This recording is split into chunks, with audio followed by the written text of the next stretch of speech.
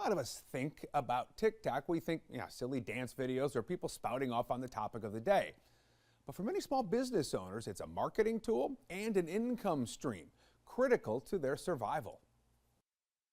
You can see why we had to use a header board because the bolts do not line up with the studs. Christina Schuler has more than 250,000 followers on TikTok and more than 5.5 million likes. She left the safety of a corporate job about 6 years ago to start her own business. It's in Rock Hill and it's called Glam Farmhouse, and TikTok has helped it be very successful.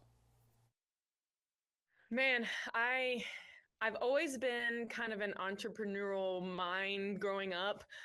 When I was little, my dad took me fishing. I think I was like 7 or 8, and I was bored with fishing. So I made a bracelet out of some fishing swivels, and I decided to try to sell them to people at church. And so ever since then, I've just always been into, I guess, that, my mindset of wanting to be my own person, have my own company, and do my own thing. So, yeah. And here you go. So Glam Farmhouse is born. Tell us about it, exactly what you're doing. So I own Glam Farmhouse here in Rock Hill, South Carolina. It is mainly a custom furniture business, and it's just me. A lot of people think that I have, offices and employees that work for me. I have people ask for my showroom, and I'm like, I just have what you see here, my shop here in my backyard that I build all of the custom pieces for clients for. So how do you use TikTok as part of your business? Well, I originally got on there several years ago just to promote my business, just to show my products. And then it kind of led into how I create the products because people love seeing, the process. And then it kind of formed into, I got a bunch of followers and TikTok started paying me for the views. And then I was able to start actually promoting products to get commissions. So there was like a multifaceted approach to getting some extra supplemental income on top of the projects that I was getting paid to build. So not just a marketing tool per se, right? It's also a direct income source for you.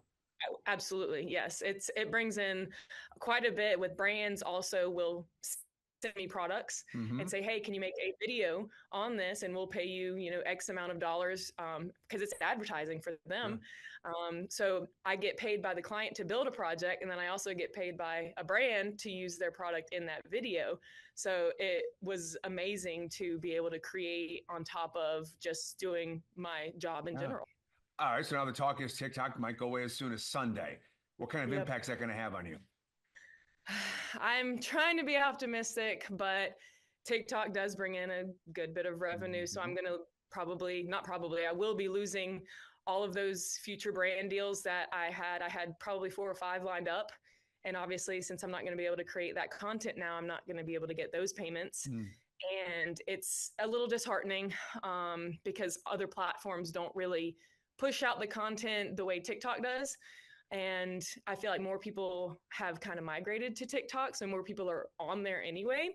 The ban itself, and the dangers supposedly of this app. Do you buy any of it?